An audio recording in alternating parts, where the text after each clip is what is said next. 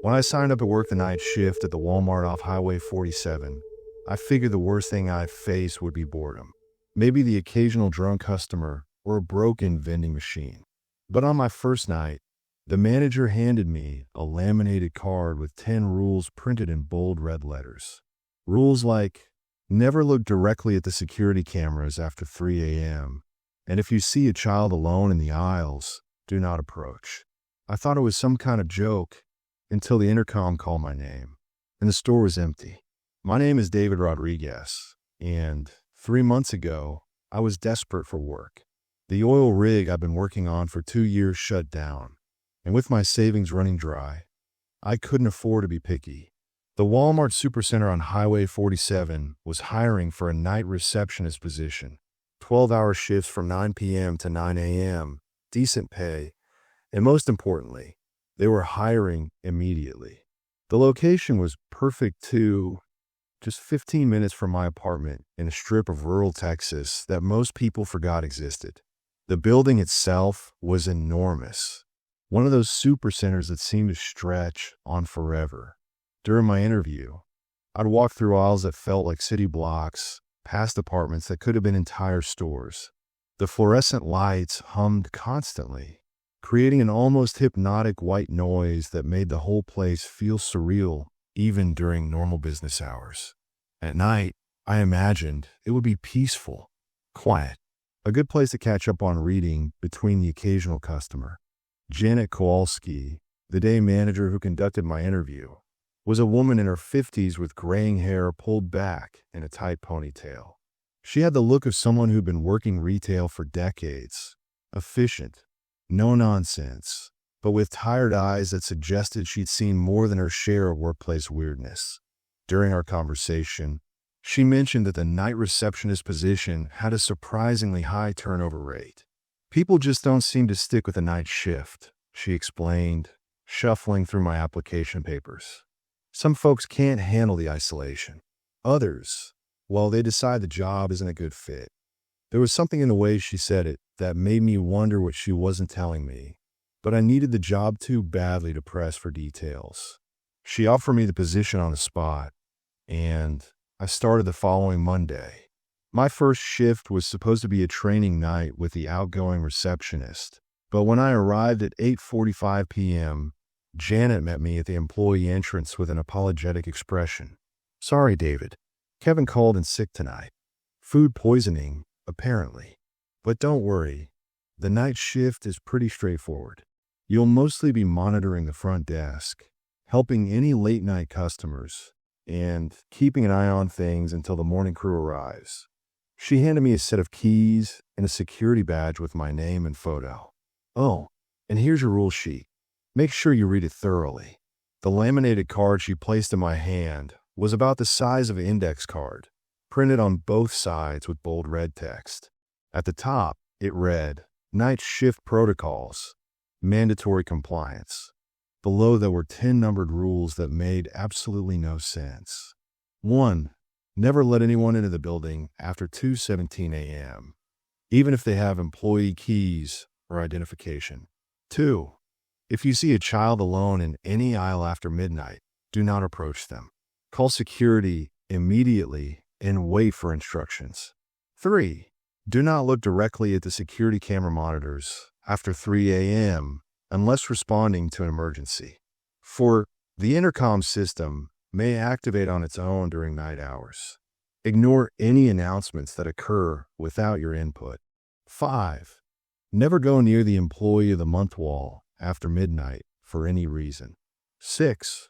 If the lights in aisle 19 flicker more than 3 times in succession, immediately leave the front desk area and wait in the break room until they stop. 7. Do not investigate unusual sounds coming from the stockroom between 1 a.m. and 4 a.m. 8. If someone approaches the customer service desk asking about the previous shift, direct them to speak with day management only. 9. The security cameras in sections C and D may show movement when no customers are present. This is normal equipment malfunction. 10. Under no circumstances should you attempt to contact corporate headquarters during night shifts regarding any unusual incidents. I read through the list twice, certain it had to be some kind of prank. The specificity of the times, the bizarre restrictions, the casual mention of equipment malfunctions. It all seemed like something dreamed up by bored employees trying to mess with the new guy. I looked up at Janet, expecting to see her trying to suppress a smile, but her expression was deadly serious. "I know it seems strange," she said, "but these rules exist for good reasons. The night shift can be unpredictable. Following these protocols will help ensure your safety and the security of the store." She paused, seeming to consider her words carefully. Previous night staff who didn't follow the rules had difficulties. So please, David, take them seriously. The way she emphasized difficulties sent an unexpected chill down my spine, but I nodded and tucked the card into my shirt pocket. "Sure thing. Is there anything else I should know?" "Just remember, if anything unusual happens, anything at all, document it in the incident log, but don't contact anyone outside the store about it. We handle night shift issues internally." She checked her watch and headed toward the exit. "The doors lock automatically at 10 p.m. Your employee code will get you out when your shift ends. Good luck, David." And just like that, I was alone in a building the size of several city blocks. The first few hours passed uneventfully. A handful of customers trickled in, mostly shift workers grabbing snacks or people picking up late-night necessities. By 11 p.m., the flow of customers had reduced to almost nothing, and by midnight, I hadn't seen another person in over an hour. The store settled into an eerie quiet broken only by the hum of refrigeration units and the occasional creak of the building settling. I spent the time familiarizing myself with the front desk systems, the customer service computer, the phone system, and the bank of security monitors that showed feeds from dozens of cameras throughout the store.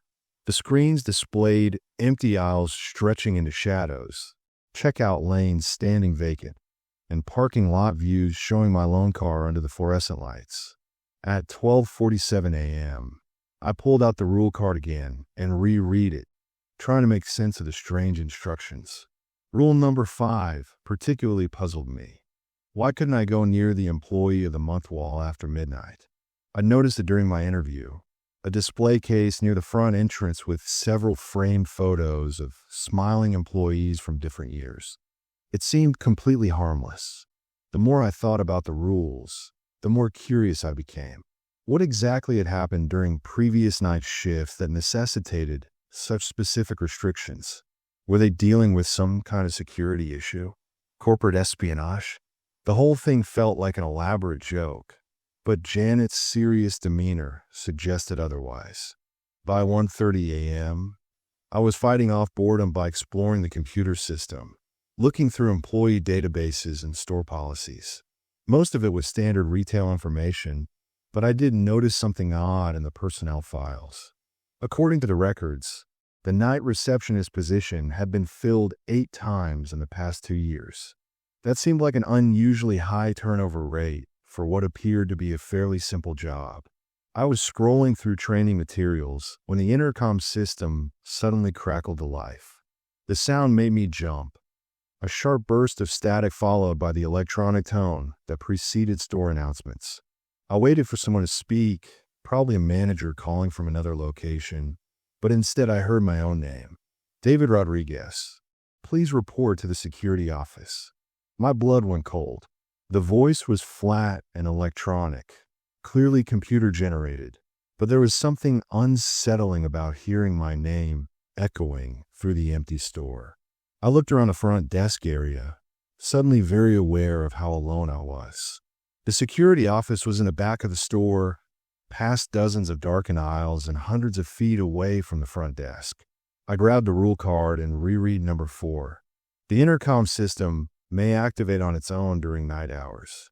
Ignore any announcements that occur without your input. The intercom crackled again. "David Rodriguez, please report to the security office immediately." My hands were shaking slightly as I set the card down.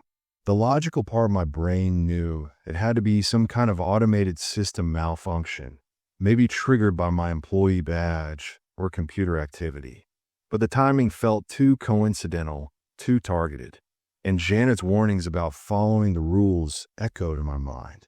I decided to stay at the front desk, as the rules instructed, and ignore the announcement. But the intercom didn't stop. David Rodriguez, your assistance is required in the security office. David Rodriguez, please respond. David Rodriguez. The messages continued every few minutes, always in that same flat, electronic tone, always calling my name, always requesting that I report to an area of the store I'd never even seen. I tried to focus on other tasks, but each announcement made me more nervous. At 2:15 a.m., I decided to check the security monitors more carefully. Most of the cameras showed exactly what I expected: empty aisles, vacant departments, and darkened stockroom areas. But when I reached the camera-labeled security office, I saw something that made my stomach drop. The monitor showed a figure sitting at a desk in what appeared to be a small office space. The image quality was poor and the lighting dim, but I could make out someone in what looked like a Walmart uniform. They appeared to be looking directly into the camera, though I couldn't make out their features clearly. Someone was in the security office. Someone who might legitimately be calling for me over the intercom. I reached for the phone to call the number listed for security, but stopped when I remembered rule number 7. Do not investigate unusual sound from a stockroom between 1 a.m. and 4 a.m. The security office was near the stockroom area. Was this the kind of situation the rules were meant to address? The intercom crackled one more time. David Rodriguez, we're waiting for you. We're waiting. I looked back at the security monitor, but now the screen showed only an empty office. No figure at the desk, no sign that anyone had been there at all. I spent the next hour obsessively checking that camera feed, but it remained empty. The intercom fell silent after 3 a.m., just as mysteriously as it had started. By 4 a.m., I was beginning to convince myself that it had all been some kind of system malfunction, exactly as the rules suggested. That's when I noticed something wrong with the monitor showing the front desk area, the camera positioned to show my workspace from behind. According to the screen, I was sitting in my chair, clearly visible from behind, apparently working at the computer. But I was standing directly in front of the monitors. I turned around slowly, half expecting to see someone else at my desk, but the front area was completely empty.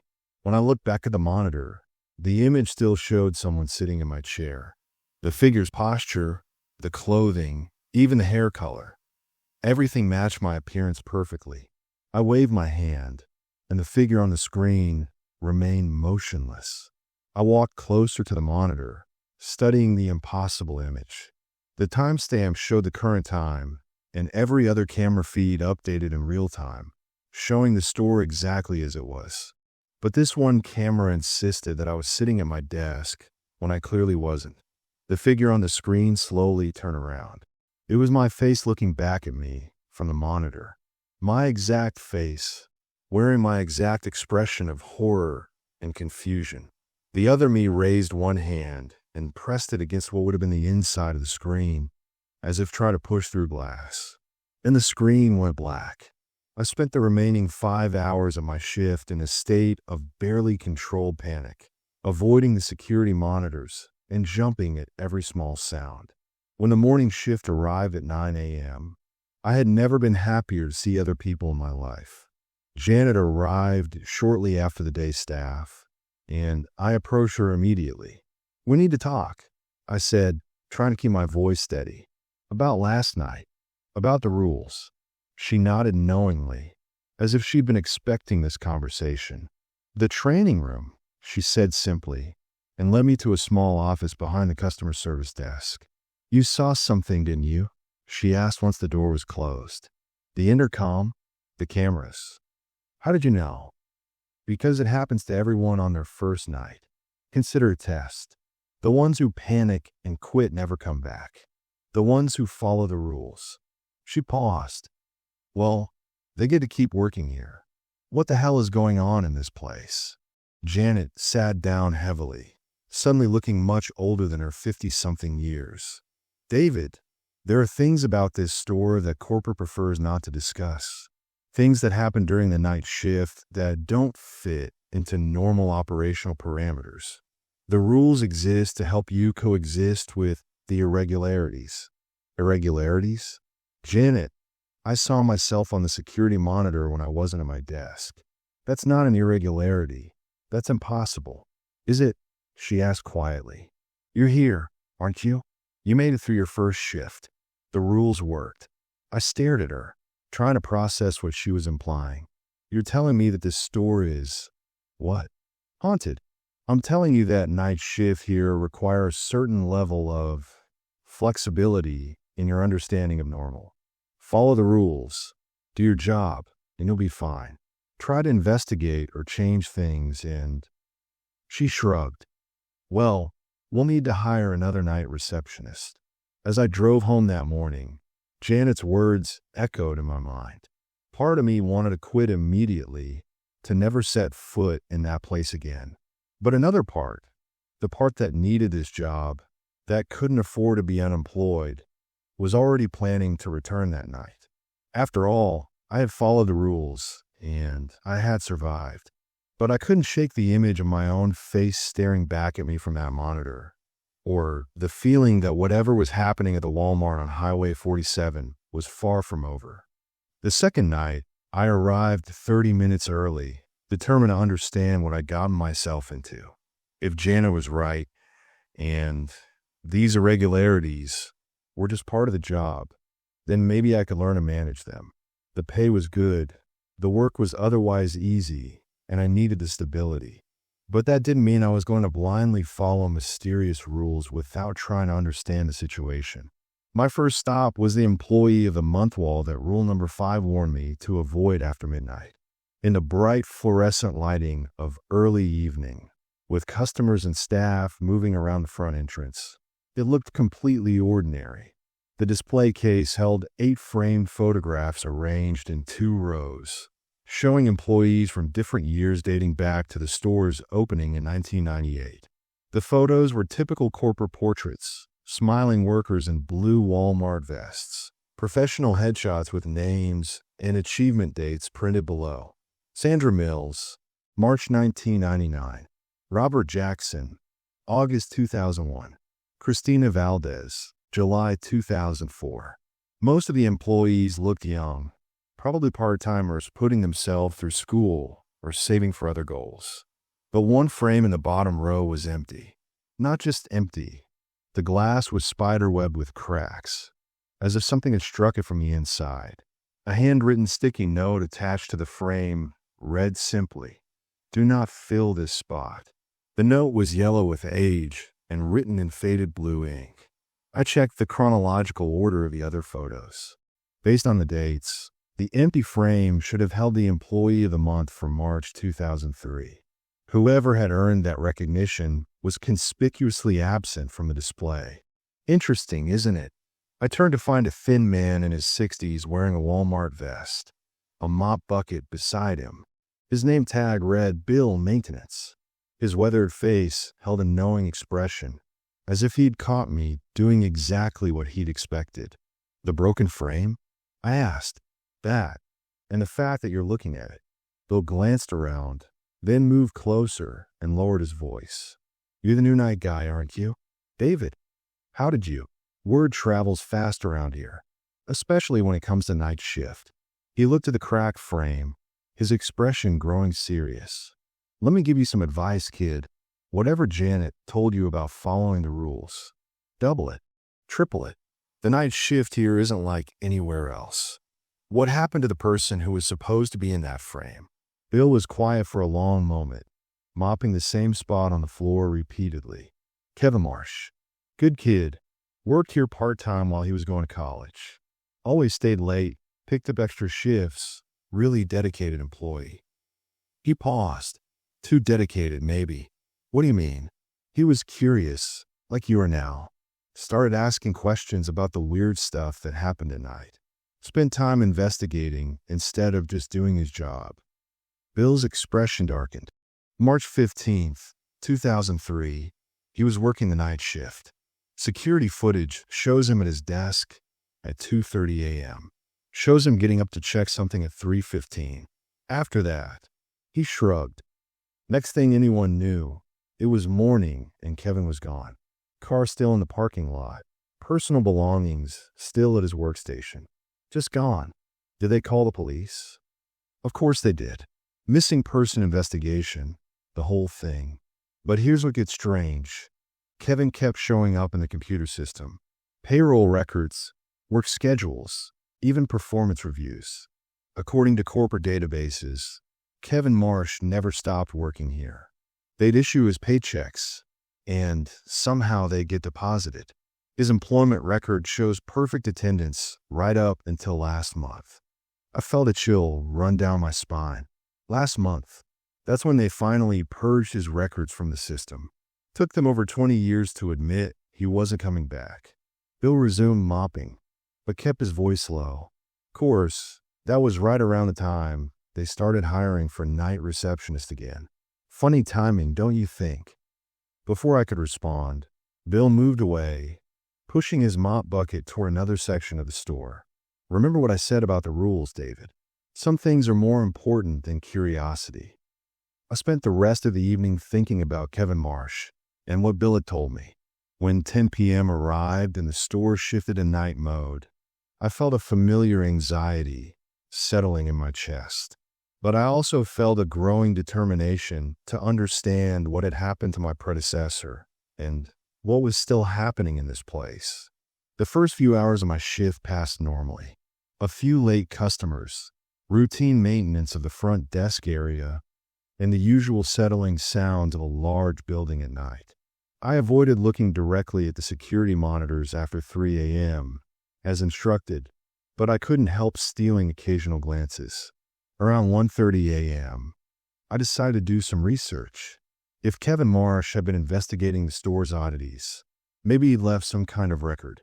I started with the employee computer system, searching through old files and databases for anything that might give me insight into the night shift situation. Most of what I found was routine, inventory reports, scheduling software, training materials. But buried in an archived folder labeled HR Inactive, I discovered something interesting. A series of incident reports filed by various night shift employees over the years, all describing similar phenomena to what I'd experienced. Unexplained intercom announcements calling employees by name, security cameras showing impossible images, strange sounds from empty areas of the store, equipment malfunctions that only occurred during night hours. Each report was stamped with a note, reviewed by management. No action required. One report, dated March 10th, 2003, 5 days before Kevin Marsh disappeared, caught my attention. The filing employee was listed as K. Marsh, and the description was detailed. Continuing investigation of anomalous events during night shift. Have documented 17 separate incidents of unexplained phenomena over past 6 weeks. Request meeting with district management to discuss potential supernatural activity in store. Believe these incidents may be connected to report cuts off here. The report ended mid-sentence, as if Kevin had been interrupted while writing it. There were no further entries from him in the system. I was about to dig deeper when I heard something that made my blood run cold. Footsteps in the front entrance area, accompanied by the sound of keys rattling. I checked the time, 2:15 a.m. According to the rules, I wasn't supposed to let anyone into the building after 2:17, but someone was apparently already coming in. I moved to the front desk and peered toward the entrance. The automatic doors were still locked, but I could see a figure standing just outside, silhouetted against the parking lot lights. The person was wearing what looked like a Walmart uniform and was fumbling with a set of keys, trying to unlock the door. As I watched, the figure looked up and waved at me, then pointed at the door and mouthed something I couldn't understand. He appeared to be asking me to let him in. I checked the clock again, 2:16 a.m., in 1 minute. It would be after the cutoff time specified in rule number 1.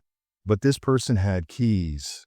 Maybe he was another employee, someone who'd forgotten something or been called in for an emergency. The figure knocked on the glass door. and I could hear him calling out, though the words were muffled. "Please, I'm supposed to be working tonight." Something about his voice sounded familiar, but I couldn't place it. I walked closer to the entrance, trying to get a better look at the person outside. He was young, probably in his early 20s, with dark hair and a thin build. His Walmart vest looked older, a slightly different style than the current uniforms. He knocked again, more urgently this time. "David, right? I'm Kevin. I'm supposed to train you tonight." Kevin. The name sent a shock through my system. I looked more closely at the man's face, and recognition dawned with horrible clarity. It was the same face I'd seen in old employee photos during my computer search. The same face that should have been in the broken frame on the Employee of the Month wall. Kevin Marsh was standing outside the store, trying to get in. I checked the clock, 2:17 a.m. The knocking became more frantic. "Please, David, I know I'm late, but I got held up. I need to get to my shift." My hands were shaking as I looked at the rule card. Never let anyone into the building after 2:17 a.m., even if they have employee keys. I looked back at the figure outside and noticed something that made my situation even more surreal. His name tag, clearly visible now, read, "Kevin Marsh, Employee of the Month, March 2003. "I know you can hear me," Kevin called out, his voice taking on a pleading tone. "I've been trying to get back to work for so long. Please, just unlock the door." I stood frozen, caught between the impossible situation outside and the explicit instructions on the rule card. This couldn't be Kevin Marsh. Kevin Marsh had disappeared 20 years ago. But the resemblance to the old employee photos was perfect, down to the facial features and age. The figure outside pressed his face against the glass, and I could see his eyes clearly now. They were desperate, almost panicked. "David, you don't understand. I belong in there. I need to finish my shift." That's when I noticed something that made the situation even more disturbing. As Kevin spoke, his breath wasn't fogging the glass. The March night air was cold enough that I could see my own breath inside the building, but the glass in front of his face remained completely clear. "Please," he continued, his voice becoming more distorted. "Let me in. Let me finish what I started." I backed away from the entrance, my heart pounding. The Kevin outside began walking along the front of the building, trying different doors, rattling the handles, and peering through windows. Every few minutes, he'd return to the main entrance and knock again, calling my name. Around 3:30 a.m., his behavior changed. Instead of pleading, he began speaking in a flat, mechanical tone. "David Rodriguez, report to the front entrance. David Rodriguez, your assistance is required at the front entrance." It was the same electronic voice I'd heard over the intercom the night before. I realized with growing horror that the Kevin outside wasn't trying to get into work. He was trying to get me to come out. Every request, every plea, was designed to make me violate the rules and leave the safety of the front desk area. I spent the next hour watching him pace back and forth outside, occasionally stopping to stare directly at me through the glass. His expression had changed from desperation to something else, something patient and calculating, as if he was willing to wait as long as necessary for me to make a mistake. Around 4:45 a.m., Kevin stopped pacing and walked directly to the front entrance. He placed both hands on the glass and looked straight at me with an expression I'll never forget. Not angry or frustrated, but disappointed. "You're learning," he said, and his voice was somehow perfectly clear despite the barrier between us. "That's good, David. The rules are important." He pulled out what looked like an old Polaroid camera and took a photo of me standing behind the front desk. The flash was blinding, leaving spots in my vision. While I could see clearly again, Kevin was gone. I spent the remainder of my shift in a state of nervous exhaustion, jumping at every sound and avoiding the front windows. When Janet arrived with the morning crew, I was waiting for her. "We need to talk," I said immediately. She took one look at my face and nodded. "The training room." Now, once we were alone, I told her everything, Kevin's appearance, his attempts to get in, the conversation, and the photograph. Janet listened without interruption, her expression growing more concerned as my story progressed. When I finished, she was quiet for a long time. "David," she said finally, "you did exactly the right thing. Following the rules saved you from joining Kevin." "What do you mean, joining him?" "Kevin Marsh was a good employee and a curious person. Too curious. He started investigating the night shift anomalies, trying to understand and document everything that happened after hours. The more he learned, the more involved he became with whatever exists in this store at night. And now he's part of it. He can't leave, can't move on, can't stop working. He's trapped between his old life and whatever this place becomes after hours." Janet opened her desk drawer and pulled out a Polaroid photograph. "He took this picture 20 years ago, on his last night. The photo showed the front desk area of the store, but the image was wrong somehow. The perspective was skewed, the shadows fell in impossible directions, and in the background, barely visible, were shapes that might have been people or might have been something else entirely. Every night, employee who's broken the rules, who's gotten too involved with the mysteries of this place, eventually becomes part of those mysteries. They don't disappear, David. They become residents." I stared at the photograph, trying to process what Janet was telling me. "Are you saying that all the previous night shift workers are still here? Still in the store?" "The ones who couldn't follow the rules, yes. They're still working their shifts, in a way. Still trying to do their jobs." She took the photo back and returned it to the drawer.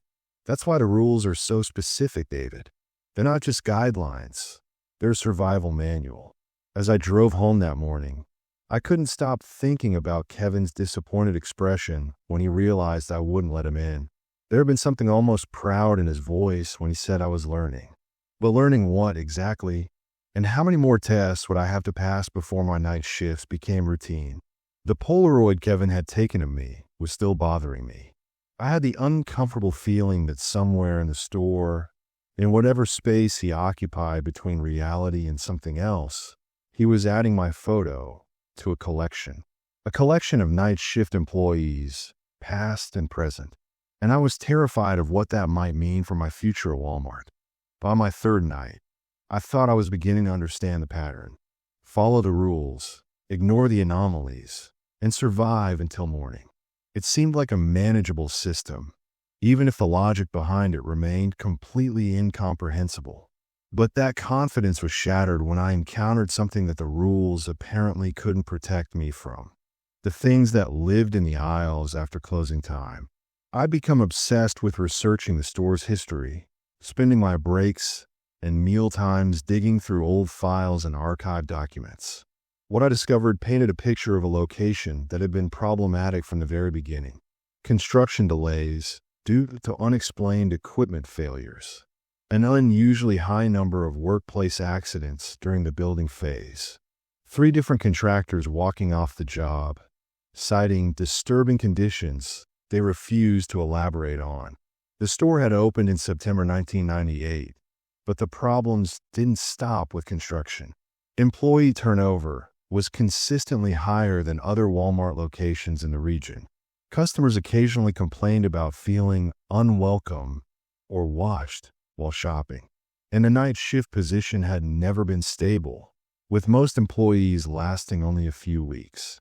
But the most disturbing information came from incident reports filed with the county sheriff's department. Over the past 25 years, 17 people had gone missing in the immediate area around the store, not inside the building. The disappearances occurred in the parking lot, the adjacent truck stop, and the stretch of Highway 47 within a mile radius of the Walmart. The missing persons cases followed a pattern. People traveling alone at night, last seen near the store between midnight and dawn. Their vehicles would be found abandoned, personal belongings intact, no signs of struggle or foul play. The investigations always went cold within weeks. Local police had stopped treating the area as a priority concern years ago, chalking up the disappearances to the transient nature of highway travel. People drifted through, people moved on, Sometimes they chose not to be found, but I was beginning to suspect that choice had nothing to do with it. On my third night, around 12:30 a.m., I heard something that made me look up from my research.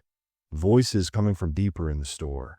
Not the electronic intercom voice I'd encountered before, but actual human conversation.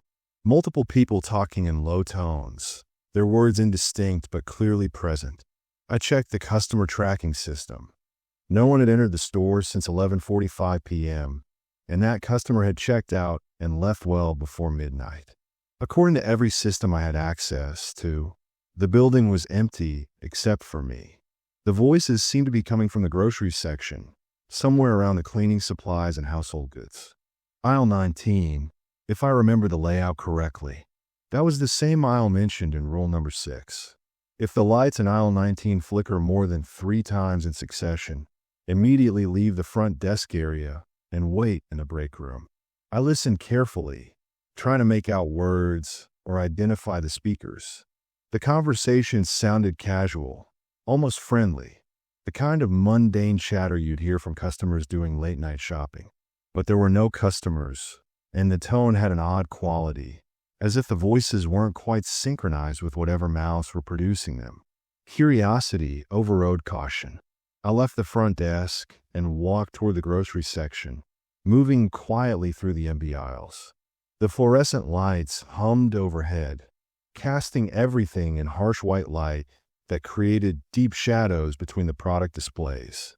My footsteps echoed strangely in the vast space, seeming to bounce back from directions that didn't make sense. As I got closer to aisle 19, the voices became clearer. I could make out at least 3 different speakers, 2 men and a woman, all adults, all speaking in the casual tone of people who knew each other well. They were discussing ordinary topics, work schedules, weather, weekend plans. But when I reached the end of aisle 19 and peered around the corner, the aisle was completely empty. The voices continued, now clearly coming from the middle of the aisle, near the floor cleaning products. I could hear them as distinctly as if the speakers were standing right next to me, but I could see from one end of the aisle to the other. There was no one there. Told them it wasn't worth the overtime, but you know how management gets about those quarterly numbers. Supposed to rain all weekend, which is perfect because I need to catch up on laundry anyway. Thinking about switching a day's shift, but the pay difference is pretty significant. The conversation was so normal, so mundane, that it was almost more disturbing than the supernatural phenomena I'd encountered in previous nights. These sounded like real people having real discussions about ordinary life, but they were invisible and apparently unaware that anyone else was listening. I took a step into the aisle, and the voices immediately stopped.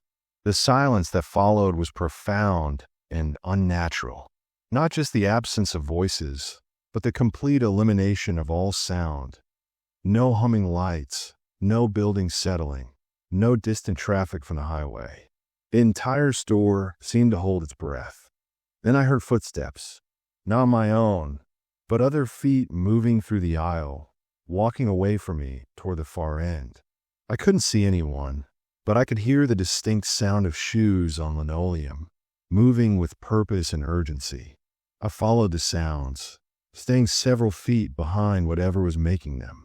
The invisible footsteps led me through 3 aisles, past the pharmacy section, and toward the electronics department. Everywhere they went, products on the shelves seemed to shift slightly, as if disturbed by passing bodies I couldn't see. Near the electronics department, the footsteps stopped. A moment later, I heard a new voice, older, male, speaking with authority. "David Rodriguez, you shouldn't be back here." I spun around, looking for the source of the voice, but saw nothing. The voice came again, this time from directly behind me. "The aisles aren't safe for the living after midnight. You need to return to your station." "Who are you?" I whispered, feeling foolish for speaking to empty air. Someone who learned the hard way that curiosity has consequences in this place. "Go back to the front desk, David. Follow the rules."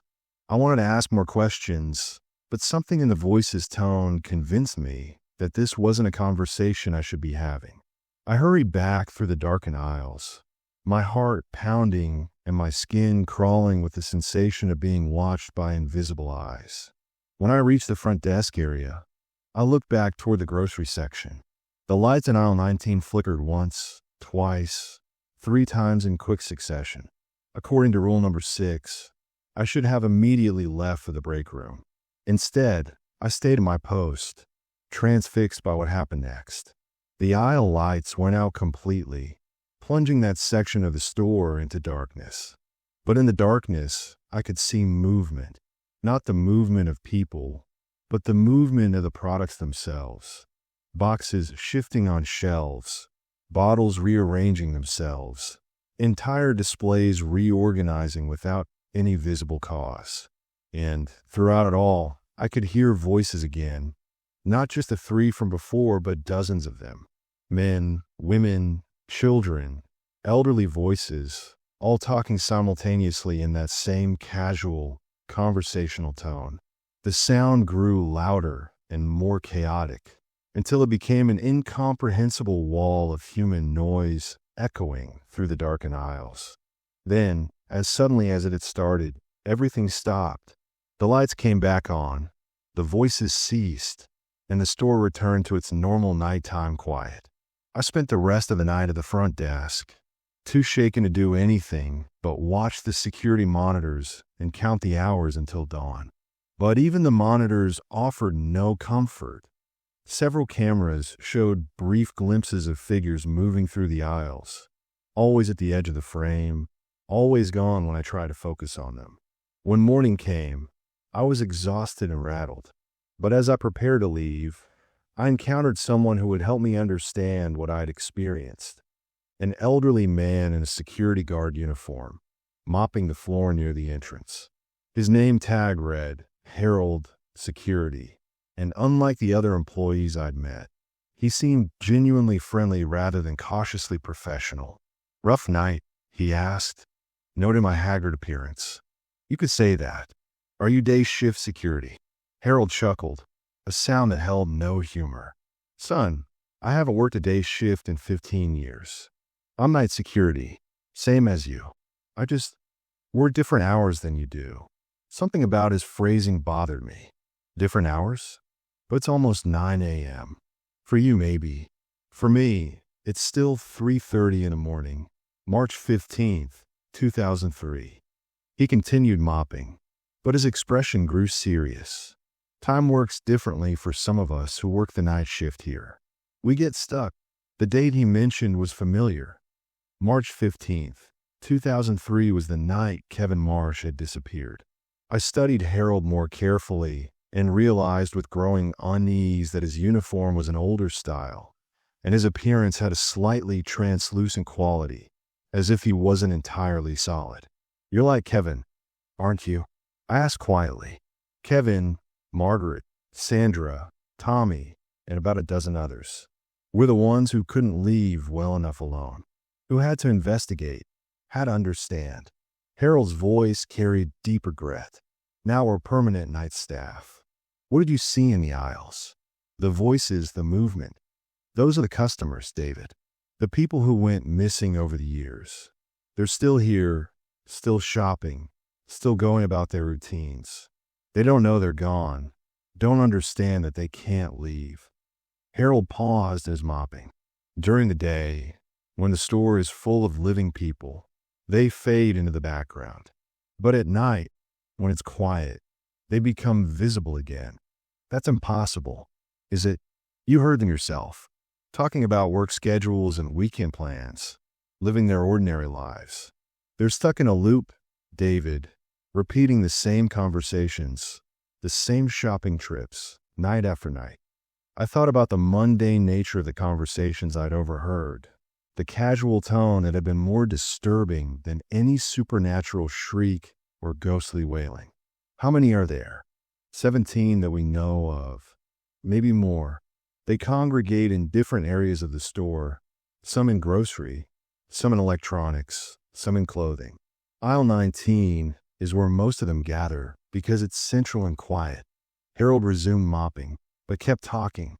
The dangerous ones are in the back, near the stockroom. Those aren't customers who got lost. Those are something else entirely. What do you mean? The store doesn't just trap people, David. It changes them. The longer you stay, the more you become part of its ecosystem. Some of the missing persons from the early days, they've been here so long that they're not really human anymore. There's something else, something hungry. Harold's words sent a chill through me. Hungry for what? New additions to their collection. They can't leave, but they can encourage others to stay, to become permanent residents. He looked at me directly, and I could see genuine concern in his translucent eyes. That's why the rules exist, David. They're not just about surviving your shift. They're about staying human enough to leave in the morning. How do I avoid ending up like you? Keep following the rules. Don't investigate. Don't try to understand. Do your job and go home. Harold paused, then added quietly, and whatever you do, don't let them know you can see them clearly. As long as they think you're just another unaware night worker, they'll leave you alone. But if they realize you understand what they are. He didn't finish the sentence, but the implication was clear.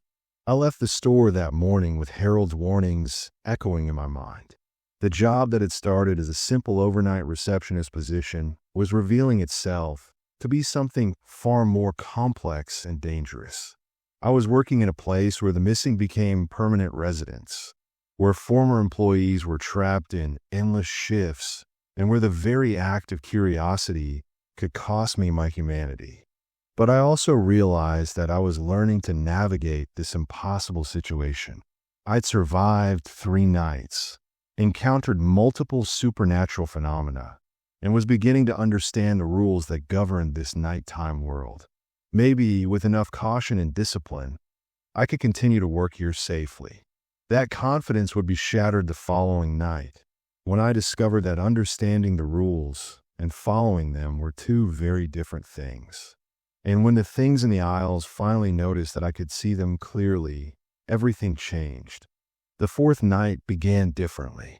When I arrived for my shift, Janet was waiting for me with a concerned expression and a manila envelope thick with documents.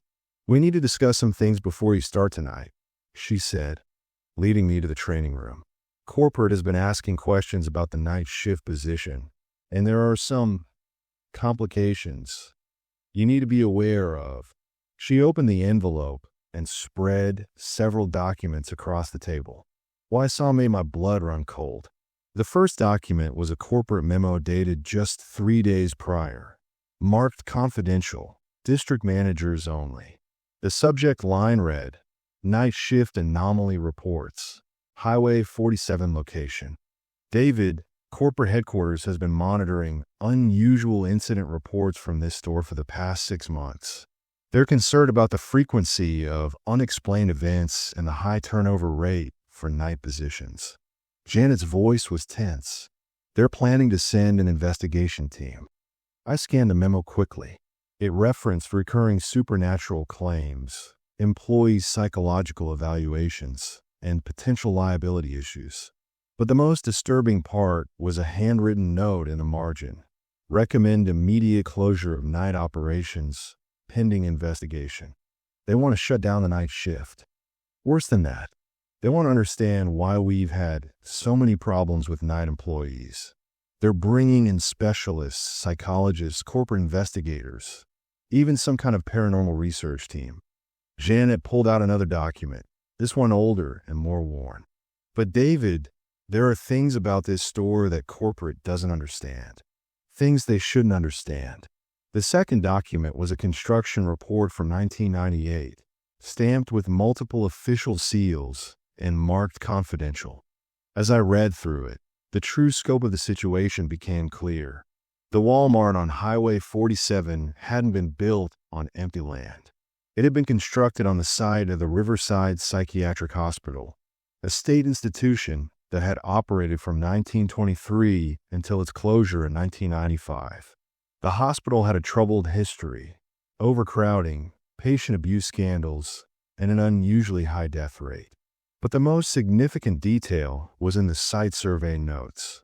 "Recommend complete excavation of basement levels. Previous structure foundations may interfere with new construction. Below that, in different handwriting, excavation deemed too expensive. Build over existing foundation. They had built the Walmart directly on top of the old psychiatric hospital, using the hospital's basement and foundation levels as part of the store's infrastructure. Jesus, I whispered. The stockroom, the employee areas, they're built on top of the hospital.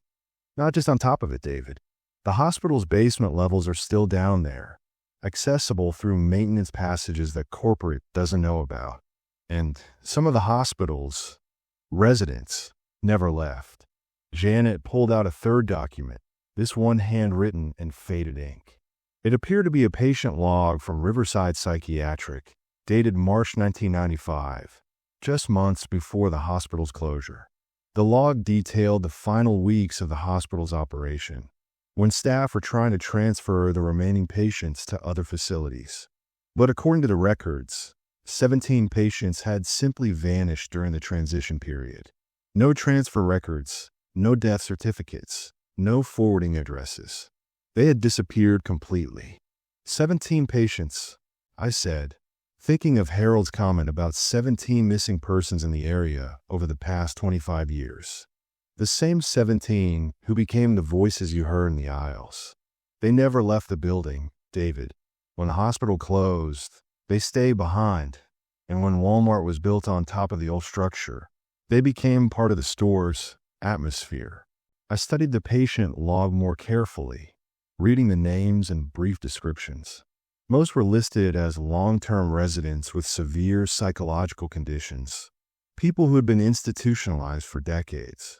But their conditions weren't described in clinical terms. Instead, the notes used phrases like claims to speak with deceased individuals, insists on the presence of invisible companions, and exhibits awareness of future events. These weren't mentally ill patients, I realized. They were psychic. The hospital was housing people with supernatural abilities. And when they died, those abilities didn't fade. They became concentrated in the physical space, creating the anomalies that night shift workers experience. Janet gathered the documents back into the envelope. The rules exist because previous employees figured out how to coexist with the former patients. Follow the guidelines, respect their space, and they'll leave you alone. But what about Kevin, Harold, the other employees who got trapped? They tried to interact directly with the patients. They thought they could help them, or study them, or somehow resolve the situation. Instead, they became absorbed into the same psychic field that keeps the patients bound to this place. Janet's explanation was both enlightening and terrifying. The Walmart wasn't haunted in any traditional sense. It was built on a foundation of concentrated psychic energy from people who had possessed supernatural abilities in life. The night shift anomalies weren't random, ghostly activities. They were the manifestation of 17 powerful psychic individuals who had been trapped in the building for over 25 years. And now corporate wants to investigate. They're sending a team next week. Psychologists, researchers, people who think they can study and document supernatural phenomena. Janet's voice was grim. David, if corporate investigators start probing into the real situation here, if they disturb the balance that the rules maintain, there's no telling what might happen. What do you mean? The patients have been contained to the night hours, mostly confined to specific areas of the store. But if someone starts conducting experiments, trying to communicate with them directly, trying to understand their abilities, she trailed off.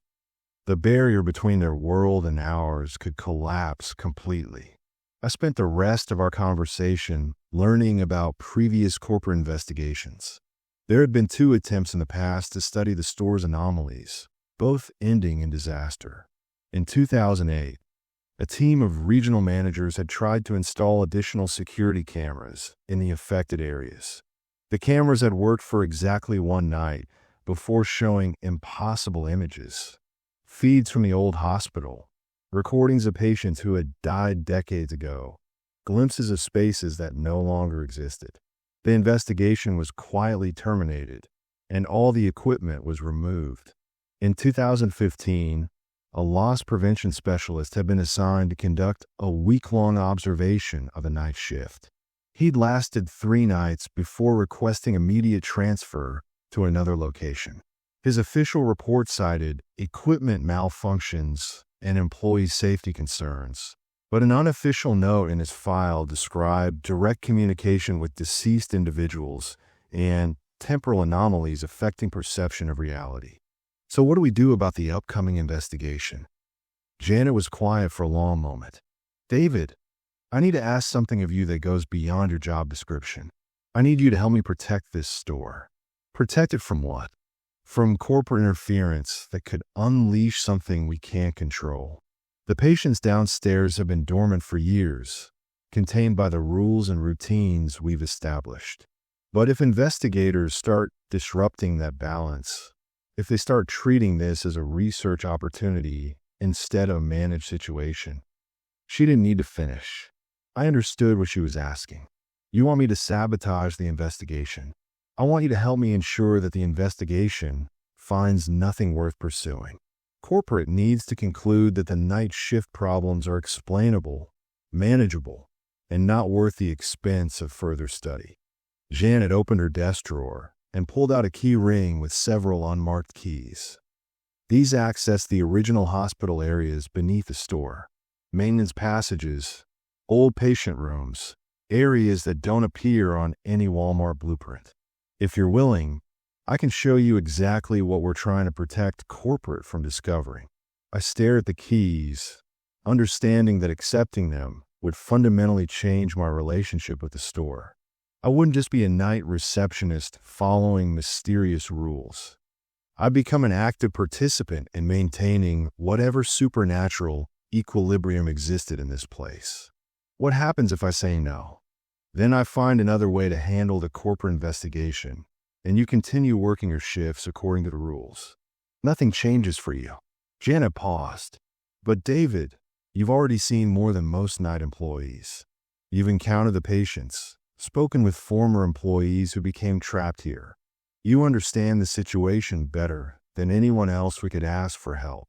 The rational part of my mind screamed that I should decline, that I should maintain the minimal involvement that had kept me safe so far. But another part, the part that had been growing more curious about the store's mysteries, was intrigued by the opportunity to finally understand what I was dealing with. If I agree to help, what exactly would I be doing? During irregular shifts, you'd gather specific information about the patient's activities and routines.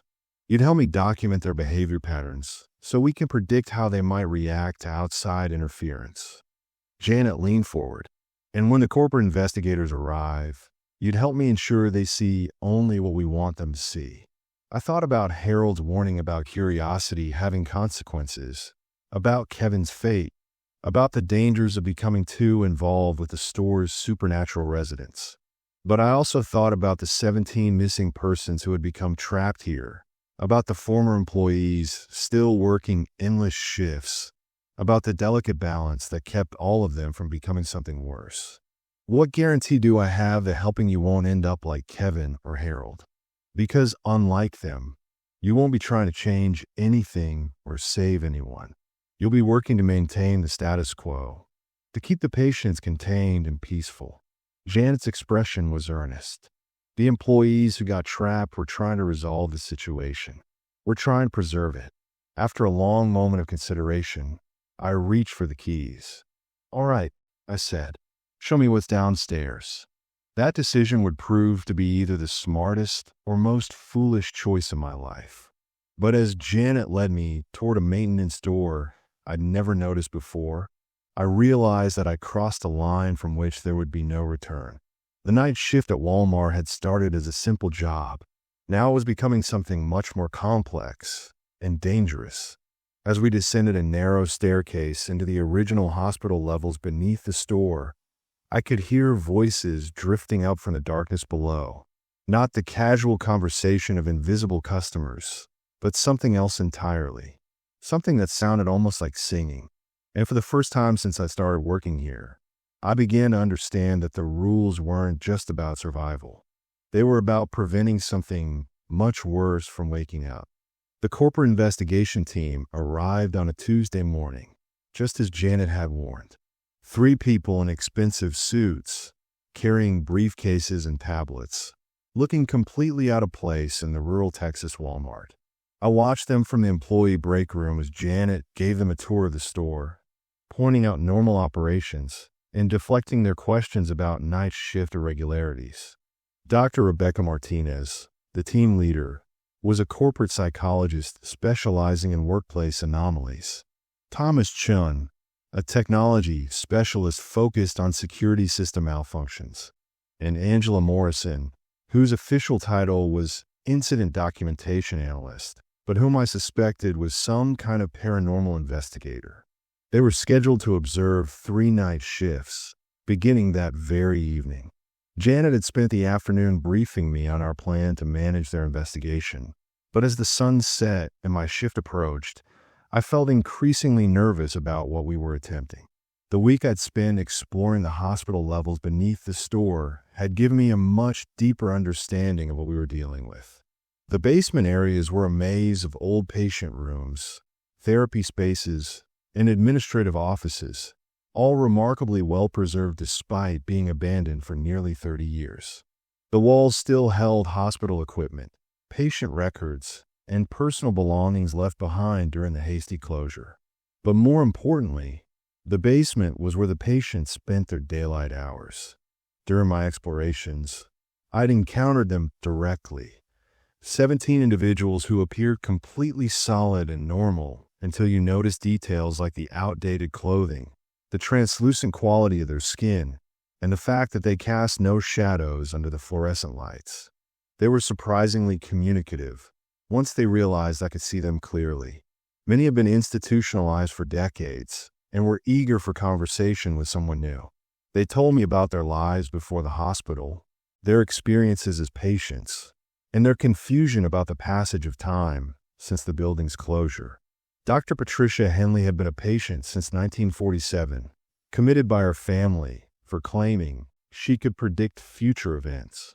She still experienced visions, but now they were limited to the immediate area around the store. She could see accidents on Highway 47 hours before they occurred, predict which customers would cause problems, and sense when the store's supernatural equilibrium was being threatened. Marcus Webb had arrived in 1962 after his family couldn't cope with his ability to communicate with deceased relatives. He served as an informal leader among the patients, helping to coordinate their activities and maintain peace between the living and the dead. Elena Rodriguez, institutionalized in 1971 for persistent hallucinations that were actually psychic impressions from objects and locations, had become the group's historian. She could read the psychic impressions left by every person who had ever worked in the store, creating detailed records of night shift employees and their fates. The patients weren't malevolent, exactly, but they were possessive of their space and deeply suspicious of change. They had developed routines and territories within the store that helped them feel secure, and they didn't respond well to disruption. More troubling were the deeper basement levels, areas that had been patient isolation cells and experimental therapy rooms.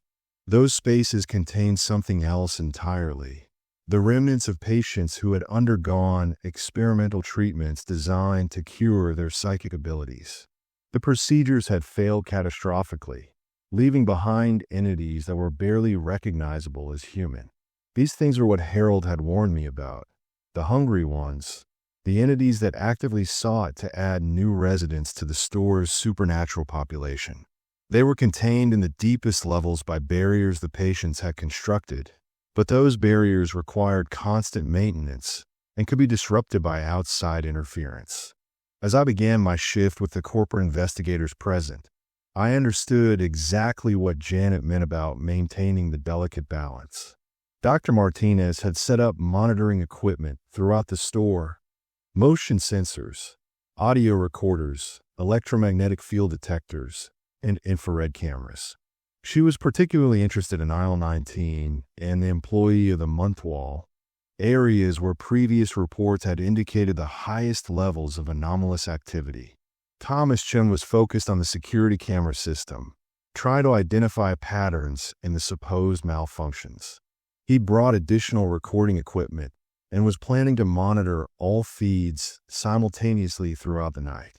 Angela Morrison was the most concerning member of the team.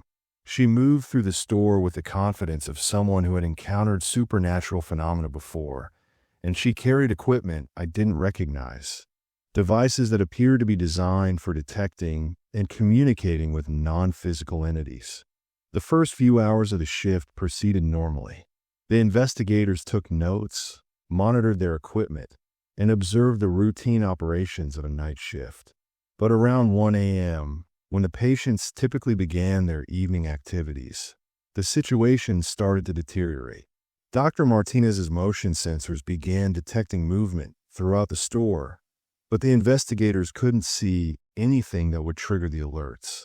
The electromagnetic field detectors showed massive energy fluctuations centered around aisle 19, and the audio equipment started picking up the familiar conversational voices that I recognized as the patients' nightly discussions.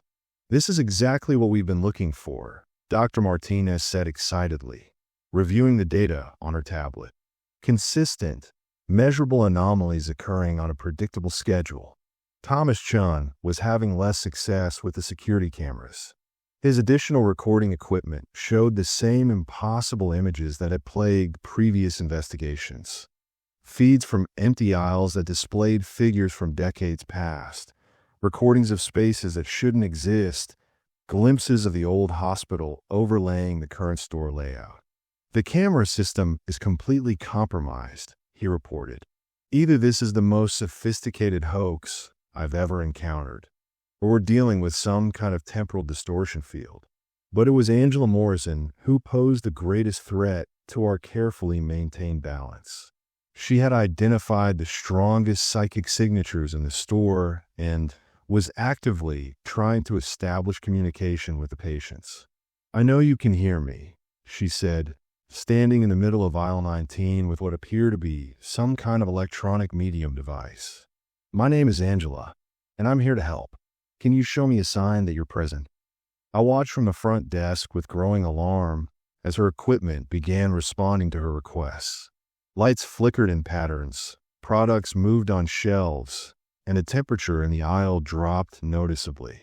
She was successfully making contact with the patients, which was exactly what we needed to prevent.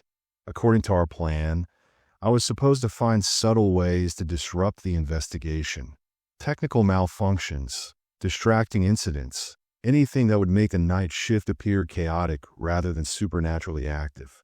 But Angela's progress was happening too quickly for subtle sabotage. At 2:30 a.m., she achieved direct communication. "Can you tell me your name?" she asked, holding her device toward an empty space in aisle 19. The response came through her equipment as a clear, electronic voice. "Patricia Henley.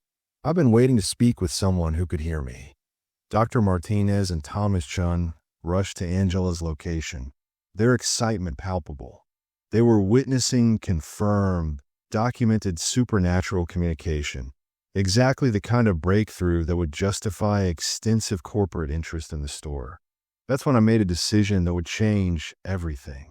I left the front desk and walked quickly to the maintenance area, where Janet had shown me the controls for the hospital's original electrical system. The building's supernatural residents drew their energy from the same sources that had powered the psychiatric hospital, and those systems were still accessible through the basement levels. If I could disrupt the power flow to the hospital levels, I could temporarily weaken the patient's ability to manifest in the store above. It would buy us time to convince the investigators that the night's events were an equipment malfunction rather than genuine supernatural activity. But as I descended into the basement levels, I encountered something I hadn't expected. Kevin Marsh was waiting for me at the bottom of the stairs. "David, you can't shut off the power to the hospital levels," he said urgently. The electrical systems aren't just powering the patient's manifestations.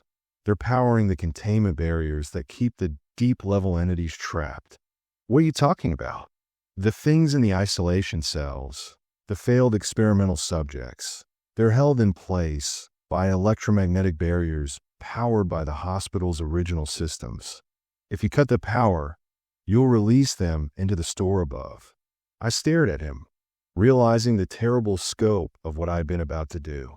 In trying to protect the investigation team from the patients, I would have unleashed something far worse. Then what do we do? Angela is making direct contact with the patients. If this continues, corporate will turn this place into a research facility. Kevin's expression was grim. There's only one option, David. Someone has to join the permanent night shift voluntarily. Someone who can serve as a liaison between the corporate world and the patients. Someone who can convince both sides that coexistence is possible. You're talking about sacrificing another employee. I'm talking about someone choosing to stay, to become a permanent mediator. The patients trust you now, and corporate will listen to you if you can provide them with controlled, manageable contact. As Kevin spoke, I heard Angela's voice over the intercom system, broadcasting throughout the store. Ladies and gentlemen, we have achieved confirmed contact with multiple entities. This location appears to be a significant paranormal research opportunity. I understood what Kevin was suggesting, and the implications were staggering. By becoming a permanent night shift employee, by joining the trap workers like Kevin and Harold, I could serve as a bridge between the supernatural residents and the corporate investigators. I could control what information corporate received, ensuring that they got enough to satisfy their curiosity, but not enough to justify turning the store into a full-scale research facility. If I agree to this, what guarantee do I have that it will work? None, Kevin admitted. But David, if corporate decides to conduct extensive research here, if they bring in teams of investigators and equipment, the patients will react defensively. And if the patients lose control of their environment, the deep-level entities will break free from their containment. I thought about Dr. Patricia Henley's visions of future disasters, about Marcus Webb's role as a mediator among the supernatural residents, about Elena Rodriguez's detailed knowledge of every night shift employee who had ever worked in the store. These were intelligent, reasonable individuals who have been trapped by circumstances beyond their control. They deserve protection from corporate exploitation. But I also thought about the 17 missing persons who had disappeared over the years, about the former employees who had become permanent residents, about the things in the deep basement levels that hungered for new additions to their collection. As I stood in the hospital basement, listening to Angela Morrison's excited voice describing her supernatural contacts, I made the most important decision of my life. All right, Kevin, I'll do it, but I want guarantees about how this arrangement will work. What kind of guarantees?